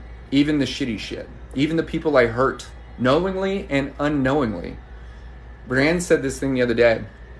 For a very important reason, and I'll talk to you about it in just a second. 2 years sober, hell yeah. She says, I feel like the old version of you is punishing us. And what she meant was, it's not that like old personality traits that I still have, that I used to have, is that, horrible person is getting in the way of our relationship. It's things that I did in the past have jeopardized it. I'm a felon. Have put me in a position where if there's things that I need good credit for, or a background check, things like that, her and I are both potentially punished by something the old me did. I'm not the same person. I don't look the same. I don't feel the same. I don't think the same. I don't eat the same. I don't breathe the same.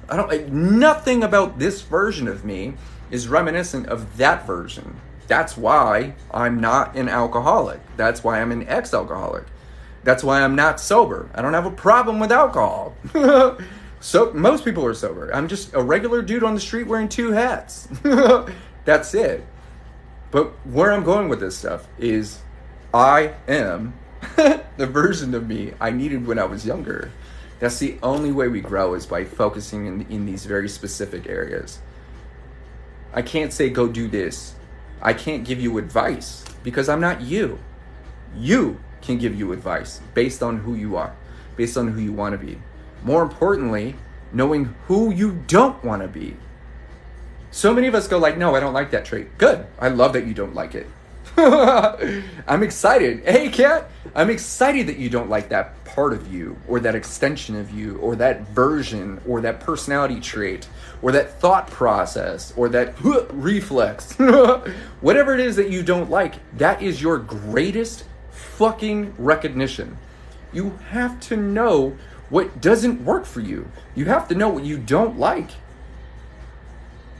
So many, even today, someone says, hey, I want to join Beyond Sober, but I have a question. 2 questions.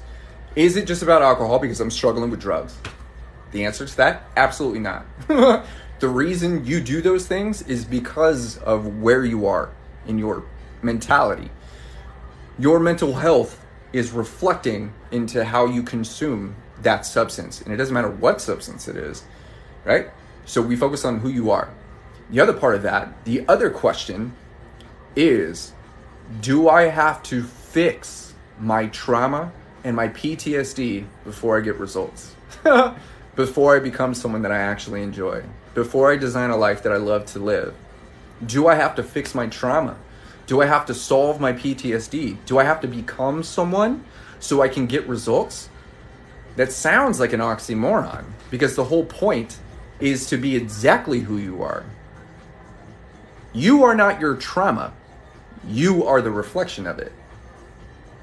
You didn't deserve it. You didn't ask for it. It's not your fault. That's not who you are. Your ego wants to hang on to that shit because here's the truth. If you let go of your trauma and accept the fact that it is what it is, regardless of how you feel, then you accept the fact that if you could realize that that's not who you are, it's something that happened, then you accept the fact that you are who you are and you're directly responsible for what happens.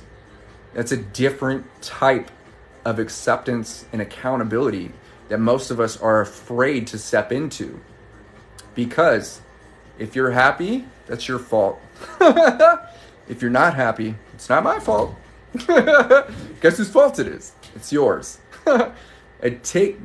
Once we allow ourselves, literally give ourselves permission to take accountability, instead of blaming other people, blaming circumstances, blaming conditions, blaming environment, scapegoating the government and these people and your family and all this stuff, it's fucking you, dude. It's you. No matter what, you're not the problem. You simply have one. It's okay to have problems. We all do. My leg hurts. I got ingrown hair. That's a problem. I got blood all over my sheets for no reason. That's a problem. I got to fix that shit. Disassociation. We'll get there. So many of us, oh, thank you so much. So many of us, we disassociate. We don't want to see these things. We disassociate in many, many, many ways. I disassociate when I'm in the gym and I'm stretching. I'm literally getting out of my mind so I don't feel the pain of my stretch. It hurts, man. But there's a difference between something hurting, hey, Barlin, of something hurting and something being extremely uncomfortable. I've learned this with stretching. I've been doing it for years now. Is that I'm like, it doesn't actually hurt. It's just extremely uncomfortable. Why would we want to be uncomfortable? Why would we want to do that? Because at the end of the stretch is success. Can you say hi? What's up, Quinta? At the end of the stretching of the mind, stretching of the body, stretching of the environment, there is what we feel is success. We see positive results through the struggle. Positive results, optimistic results, actual positive results through that. That's intended disassociation. You're disassociating from something that makes you uncomfortable. The difference between disassociating while you're stretching and trying to do the splits and disassociating to survive is that if you give all of your attention to the struggle, you are constantly going to be in survival mode and feel as such. So as a coping mechanism, as a survival tactic, we intentionally disassociate. How do we do that? I disassociate with intent. I do it on purpose. I do it from a cognitive space. I don't want to feel that shit. I don't need to. I disassociate from other people's pain sometimes so I can help them. If I feel what you feel while you're feeling it, I can't help you. My emotions are in the way of what I need to focus on. If my leg feels broken because yours is, I'm going to be giving my attention to my leg instead of yours. So I disassociate from your pain. I recognize it. I see it objectively without actually having to feel it. This is sympathy and empathy, is recognizing this information. Oh, I know how they feel because I have felt this before. I know how I'm gonna feel because I've been in a situation like this before. So many of us disassociate so we don't feel the pain we're supposed to. We think that all pain is bad. Pain is necessary. You're either going to struggle in place or you're going to struggle forward. Brianne and I like to, thank you, babe, like to help people struggle forward. And it doesn't matter if you're on your spiritual journey, your physical journey, an emotional journey. We're all on our way. Either we're coming or we're going, but we're always on our way. Which direction are you moving? If you're on a spiritual journey, you want to take a look at words are human. 100%. I don't mean like, oh my goodness, they're struggling with alcohol, jump into a spiritual journey. No, we have to get clarity first. That's what Beyond Sober is. Once we get you into a place of sobriety, managing the toxicity and being okay with this, then you're able to level up. You're able to handle the next stage of your growth, which is a spiritual or intellectual expansion on a spiritual journey. Everybody's spiritual. Everything is spiritual. Universe, if you use the word universe, you're a spiritual type of person. You could be religious, you could be whatever, but it's all an extension of spirituality, even language. So with that, words are human is the program that's going to take you through personal growth from a spiritual kind of angle. It's a dab of that. Even Beyond Sober has spirituality woven into it. Not cult shit. It's not religion. It's not the same. It is just words that help you expand within your journey. It helps you create a narrative for yourself. It helps you feel like you're on the right path. Feel like you're actually growing. Everybody practices it in a different way. Some people don't even realize that they are practicing some type of spirituality. If you meditate, that's an extension of it. If you think deeply, that's an extension of it. If you sit patiently, that's an extension of it. How we talk about it, how we use this information is simply a reflection of where we are, who we want to be, who we don't want to be. It's super trippy the way it works. Believe in the Lord Jesus Christ. Have a good day. Thank you so much. I love your content. I appreciate you. What is the first step? The first step to obviously quitting alcohol, quitting anything that's toxic for you, is accepting the fact that it doesn't matter how you feel about it. It exists. You could be completely upset with yourself. You could be like so angry with the fact that you have a problem, or you wish this, that, or the other. None of that changes anything. You must accept the fact that you are in a position that needs support. If you're not willing to accept the support, then there's no amount of anything that's going to help you get results that you're not ready for. All things start with acceptance. Everything. Accepting things for what they are is going to prevent you from punishing yourself for what they're not. It is what it is. regardless of how you feel about it, what your opinion is. No one cares about how you feel about your prop. It's your shit. How you take that information comes from how much you're willing to accept.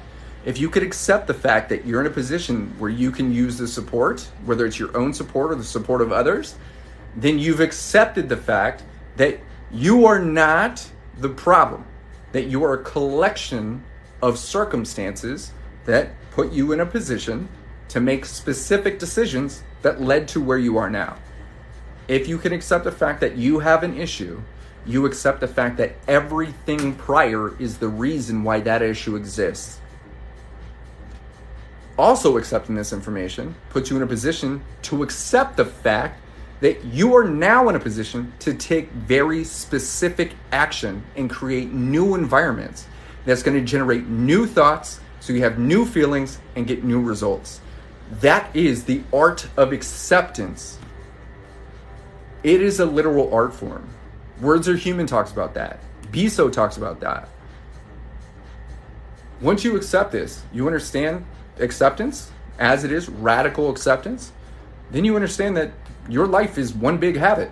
Everything you do is habit. See how I'm moving my hands? I'm not doing this on purpose. You see how I laughed? Wasn't doing that on purpose. See how I laughed again? Not doing that on purpose either. It's just when I say that, it's just fucking funny. I don't know why I do it. Why can't I stop? It's because I have a habit of finding joy in the shit that I say sometimes. I'm my biggest fan. Your whole life is one series of habits. They're either habits that are working for you or they're habits that are enslaving you. So, if your life is one big habit and you don't like where you are, you've already accepted it, then you could accept the fact that you can start developing new habits. New habits get new thoughts, new feelings, new actions, right? We talk about that in module 3. Life is habitual. Understanding how habits are formed, where they come from, that you are a collection of habits, puts you in a powerful position to start actively developing new habits that work for you. So once again, if the habits that you have make you feel like you're enslaved, then you've got unhealthy habits, unhealthy thoughts, unhealthy feelings, and you're taking unhealthy actions, which are leading you to the exact same unhealthy results. You got to start developing new habits. 1, 2, and 3. Accept that shit. Understand that life is habitual. Start developing new habits. Then number 4. All of this is the background of Beyond Sober. Number 4, take a look at your trauma. But now that you are in a place of acceptance, you understand that you've been thinking the same thoughts your whole life about the same information, about the same trauma, about the same PTSD, about the same fucking pain. That it's just a habit that you think like that, and you're actively developing new habits. Now you could look at how you are seeing yourself through the lens from a new perspective. That's an extension of your trauma, the PTSD, the pain, the anguish. But what's most important is we're not supposed to continue giving all of our attention to the past. That's not who you are. You are not the past. What's happening in your past right now? Anything? What's happening back there? Is anything happening in your past right now? No. Yet why are we having a reaction to something that doesn't exist? It's because our brain doesn't know the difference between a thought and reality. It reacts exactly the same. If you think about your bullshit, your body reacts exactly the same. That's a feeling. That feeling makes you take specific action. That specific action from thinking about your past generally creates a feeling that you want to escape. And we use the poison for that. My past is very recent and I will deal with the repercussions. I'm a victim, yet I'm blamed. That it happens. You're a victim, yet I'm blamed. How do you think I'm a felon? Was it my shit? I was the victim, yet I was blamed. I took the heat. I did that because I could not afford an attorney. There's no way I was going to fight that shit. That would be hundreds of thousands of dollars for me to become innocent, to absolutely prove that I'm not what I pled guilty to. I'm not a violent person. I was the one that was beat up. Yet I had to take the felony rap on that shit and they got to run free. What the actual? But here's the thing. I'm not upset that happened. That's not who I am. It's not who I want to be. That's one of the best things that ever happened to me. Going to jail, spending 3 years on probation. Granted, it's fucking with me now because I can't get into Canada. That's a whole story. But my point with that is, is that it's one of the most powerful things that ever happened for me. At the time, it happened to me. When I was in the middle of it, it happened to me. And I felt victimized because I didn't ask for that and I definitely didn't deserve it. But I would never change that shit. Do I have to have that? Did you have to go through that for you to feel the way you feel now? Absolutely not. But it happened regardless of how you feel about it. Punishing yourself, being angry, listen to what I'm saying. Being angry with what happened or who did it is punishing yourself for their mistake, for their shit, for their problem, for their insecurities, for their actions, who they are. You're punishing, being angry, having these emotional responses, not accepting it for what it is literally punishing yourself for what it's not. I wish it didn't fucking happen, so drink. I wish it didn't happen, so boom. I fucking hate this and fuck him and fuck her and all this stuff. And dude, it happened. It doesn't mean it's easy to just like let it go. But when you practice the art of acceptance, going like, I knew he was going to be a punk ass. I knew she was going to do that shit. Damn. All right. Learn from that one. I still got to deal with it. But this is a massive part of acceptance. Is going, you do this, you get that. Is it too late for me? It's never too late for you. If you're here, today is the first day of the rest of your life. It's never too late. It wasn't even too late for me and I died. I did know too. See what I'm saying? The thing is you didn't trust yourself. You knew better. You just didn't trust you to make a decision that wasn't going to end up inevitably where you are. This is like big decisions, micro decisions. If we don't operate from the dimension of trust within ourselves, then we do things from ego. You knew better. Your ego wanted to stay comfortable with it. Your higher self was like, this is a bad idea. Yet we ignored that because it was easier to just follow the ego. And just go like, fuck that person or whatever, or I knew, or there's something and there's possibility or whatever. And we get ourselves in these messed up situations. Now, on to the next step of this. If you don't triple down on what you love, what do you think is going to happen?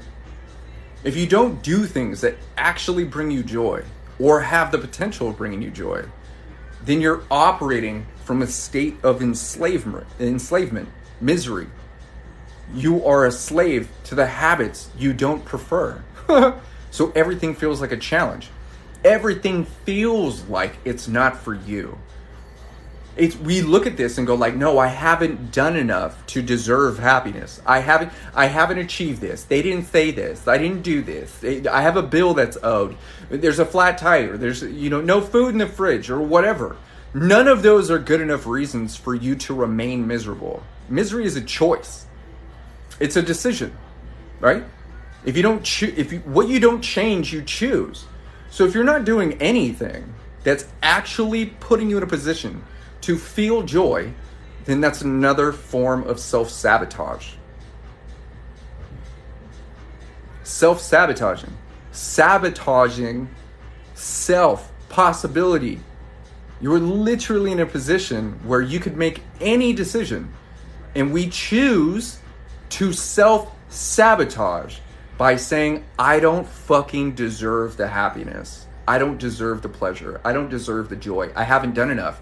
Remember that thing that happened to me? Yeah, I don't deserve to be happy. You want to really stick it to him? Show him that it doesn't bother you.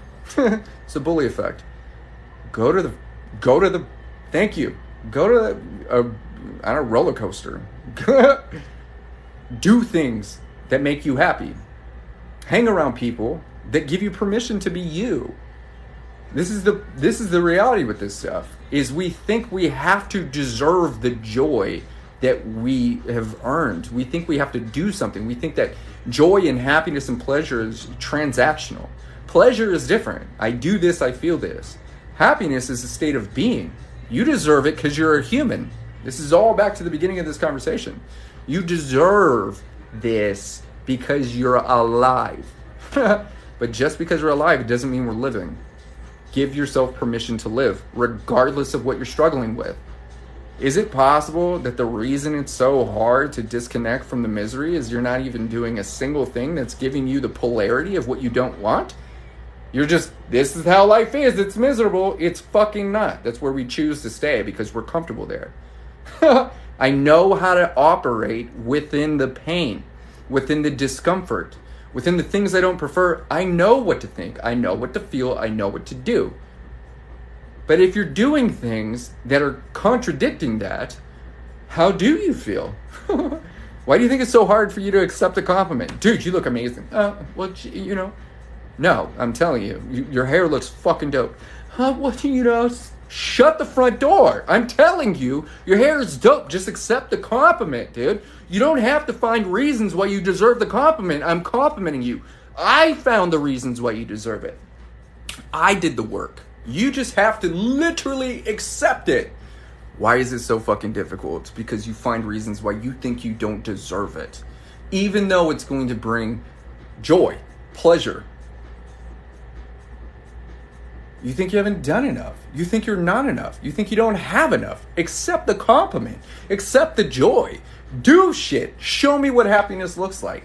The best form of happiness is those that have been punishing themselves for so long. I'm like, dude, we love happy, healthy people, love seeing other people happy and healthy. Absolute facts. I want to see you win. I want to see you win more than anybody else wants to see you lose. Facts. I want to see you fucking smiling, even if you're forcing it for a second. It shows you got it. It shows you're capable. I know you're capable, but you have to prove that to yourself. I can't make you smile. You could just choose to laugh. That's the truth. So, going through all of Beyond Sober, this is beyond sobriety. This is what people like. Modules 5 and 6, that's Beyond Sober. Accept things for what they are and stop punishing yourself for what they're not.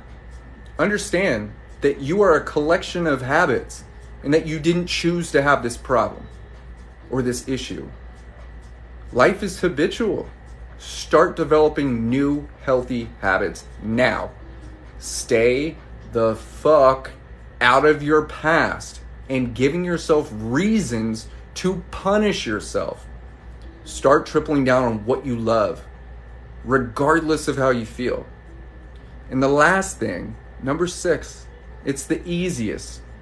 Design a life around those first 5. Design a life around new habits, things that bring you joy, accepting things for what they are instead of being upset for what they're not. Understand that when something arises, you didn't choose that. If something negative arises, that's not a decision you're making. There's nothing wrong with you. It's just a habit. All habits can be broken. All new habits can be created. You know why? Because you're human. You're not special. You're human. We're all equally special, so nobody's special. It's the Incredibles, right? Did moving to a new place help you? Help me. You gotta keep in mind, I didn't struggle. So being here, rewind those 6 steps. Okay, look, if you want to know what the 6 steps are, go to beyondsober.org or click the link in my bio, drop your information, I'll send it over to you. The point with this is all 6 of those steps are what we talk about. You can literally, I'm telling you this, you can go to the main website, beyondsober.org, or click the link in my bio, drop your info, and I'll send it over to you. You can see exactly what I'm talking about. 100%. I've outlined it exactly the way that I talk about it in the program. You will see step by step exactly how I take you through it. Life is habitual. What this means, what that means, all that stuff. You could actually literally read the website right now and go like, oh, that's what he was talking about. That's what he was talking about. Oh, right. Also, there's the free 150 key point master list. That master list is all of the key points that I talk about within the program. So it's like me saying something, reading it, and then talking about it here on TikTok. That's the whole backbone of Beyond Sober, is those 150 key points. So if you enjoy what I'm talking about here, just get the master list. Then you can kind of reflect and interpret that on your own with this new understanding. But that's the whole thing. I want to see you win. You want to see you win. And if there's a tool or resource or an opportunity that I can provide or Brienne can provide or Jamie can provide Or Maggie. If you don't know Maggie, dude, look up Magnify Maggie. She has the Magnify method. She just released like the female version of Beyond Sober. It's insane. It's seriously insane, dude. I got to get her on here sometime. We got to chat it out. She's absolutely phenomenal. She's changing the sobriety game. She's an ex-alcoholic.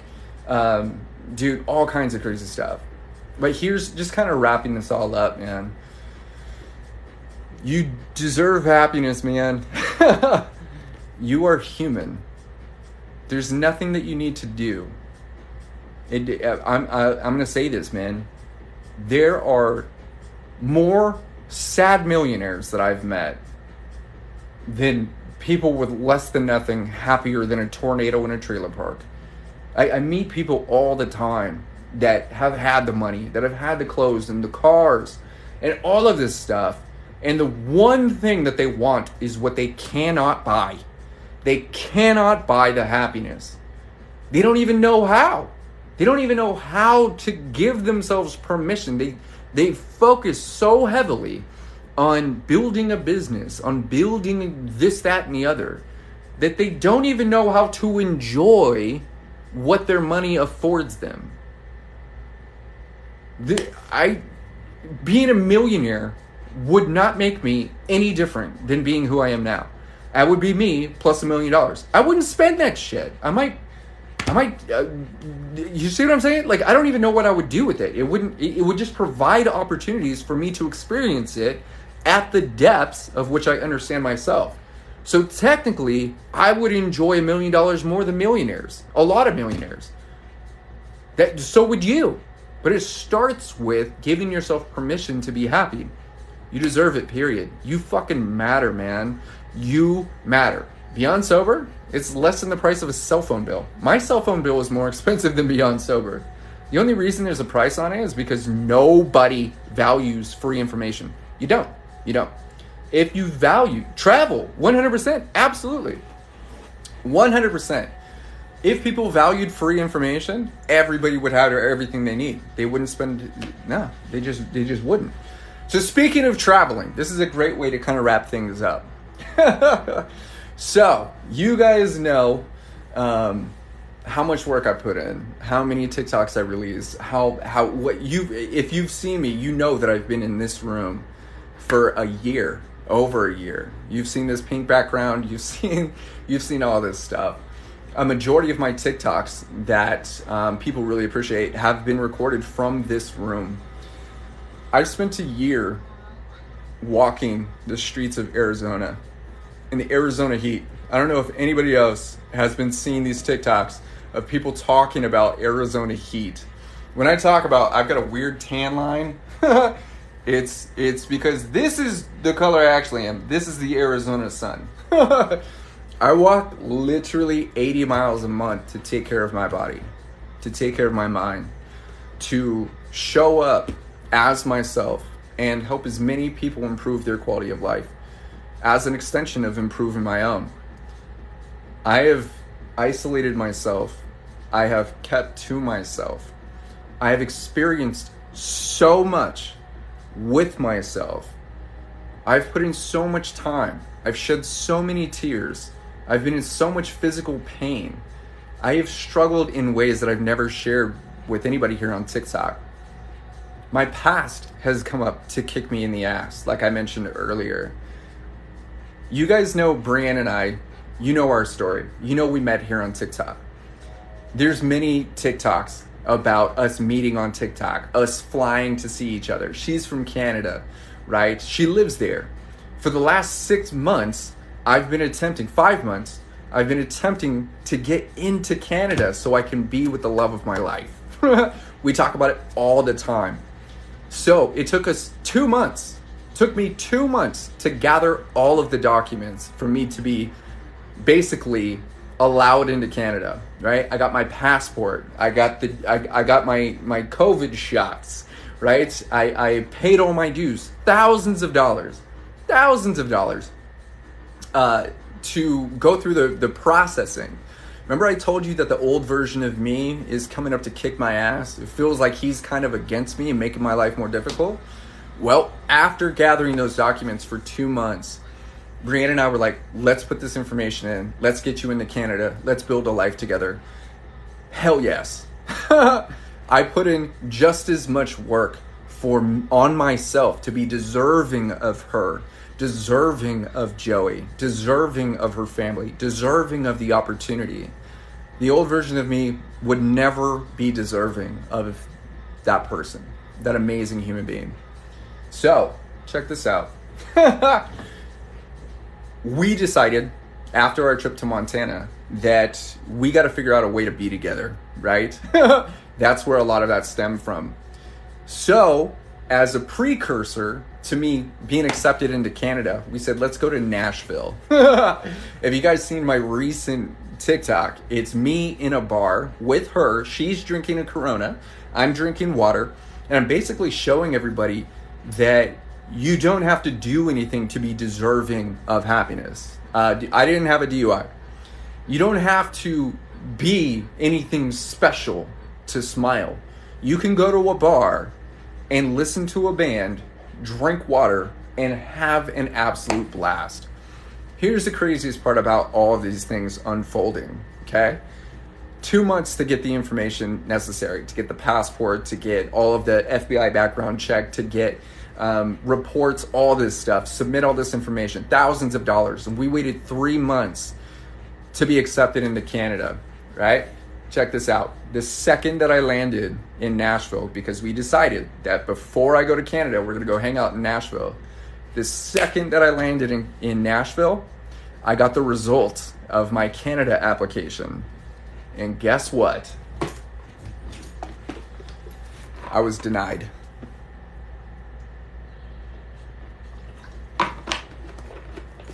I'm not allowed in Canada. At least for the foreseeable future. So, all of our plans that we have been working on for 5 months fell through. We were banking 100% on my application being approved and me being allowed to go to Canada. It just wasn't in the cards for us. So, it's because of my background. They don't just let anybody into Canada, right?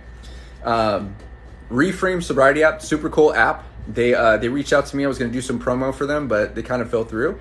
I think it's a super cool app, definitely worth looking into. So much on 5 years. Thank you. So here's the trip. We were in Nashville and we were both eating a burger. We're not downtown, we're at the Gulch. And I was like, babe, I can totally live here. I would totally live here. Would you live here? She's like, hell yeah.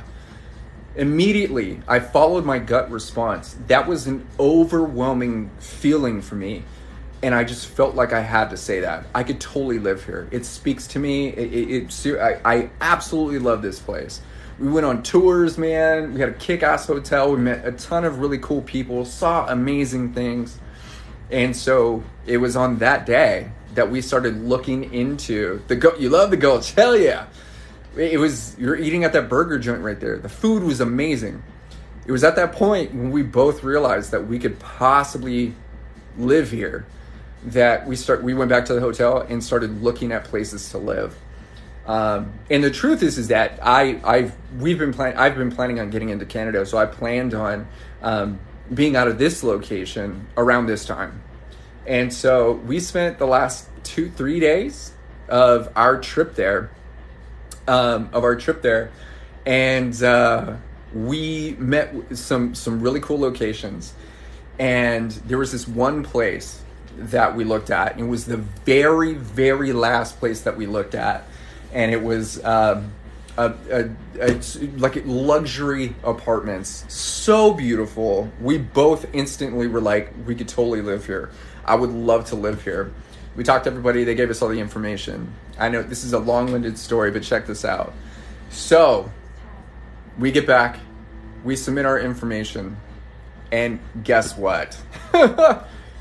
We were approved to live in Nashville at a luxury spot, 10 minutes from downtown, the Gulch, 3 minutes away from the lake.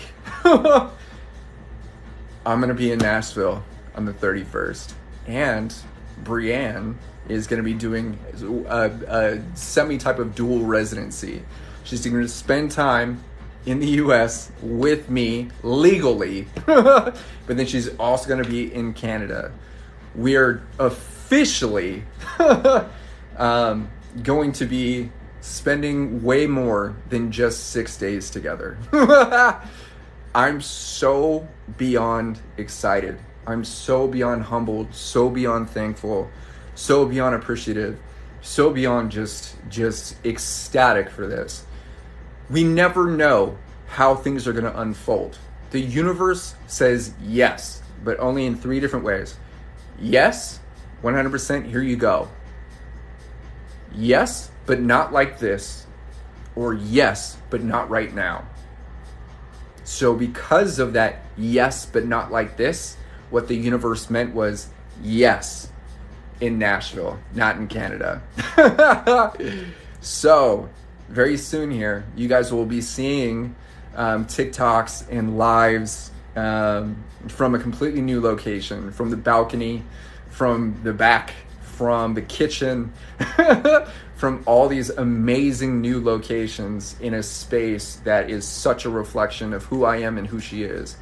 I'm so excited to be able to step into the family dynamic, to seriously bring myself to the table, to the depths of who I am in ways that she's never seen, in ways that you guys have never seen. You've only seen me with me.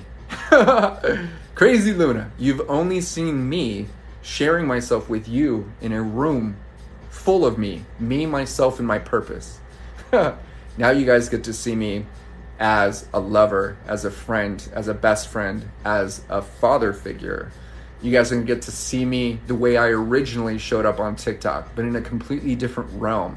I originally started going live on TikTok with my former family and those young ones, and we had so many amazing conversations. We grew together. One of the greatest opportunities I've ever been given has been the opportunity to be a father figure in anybody's life, and I've had numerous opportunities to do that. Now I'm able to be the best version of myself, the strongest, the happiest, the healthiest version of me in a space that we both deserve, in a way that we truly want to share with the world. I'm so excited. So, in about, I don't know, on the 31st is when I will be releasing a TikTok about that journey. My suitcases just showed up. I've got some new things. I've got stuff I'm getting rid of. I'm literally getting rid of everything in this room. Everything. Like, I'm not selling it, I'm getting rid of it. If it can't fit in a suitcase, it's not coming with me. I'm showing up to Tennessee with no vehicle, which is totally fine. I'm working on that. So if anybody wants to help me out with the vehicle situation in Tennessee, let me know. But I'm showing up with everything that's important to me. I have part of my personal growth, part of all of our personal growth, is removing emotional entanglements to objects. The things that we end up owning us. So the portfolio that I've been carrying with me since 2005, trash. Don't need it. I've gotten everything I'm going to get out of it. I'm not going to share it with anybody. Nobody gets to see it. Maybe I'll take pictures.